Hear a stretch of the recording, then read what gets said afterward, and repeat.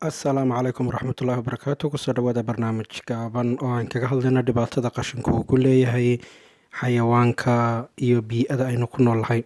Sida halkaa ka muuqata waxaad arkaysaan xayawaanka oo la dhibaataysan caagaga iyo waxyaabaha sida bacaha oo kale, waxyaaba la halmaala ee aynu odhan karno warshadaha maanta horumaray dantoodunbay fiirsanayaan, balse laakiin ma eegayaan ama ma danaynayaan bii'ada.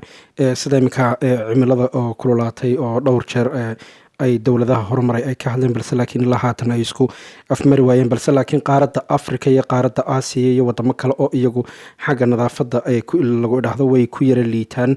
Waa meelaha qaar ee waxaad arkaysaa in ay qashinka aanay danaynin oo ay ku daadiyaan meel kasta, sida xaafadaha hortooda, badda, meelaha webiyada.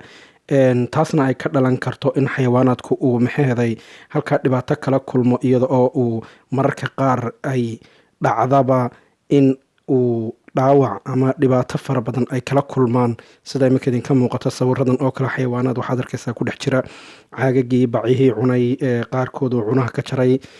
Taasna waxaa la odhan karaa waa runtii warla-aanta dadka oo iyagu dantooda uun ay u muuqato, balse laakiin aan bii'ada wax ay danaynayaan se aysan jirin. Bal innaga ka Soomaali ahaan maxaa inala gudboon, maadaama oo ay baddeenna iyo waddankeenna aan xagga nadaafadda aada loo maxaheeday eegin ama meelihii loogu talagalay aan la dhigin. Barnaamijkan gaaban waxaan ugu talagalay in aan eegno uun. Waa walaalkiin oo idin leh wasalaamullaahi calaykum waraxmatullaahi tacaala wabarakaatu. maca salaama.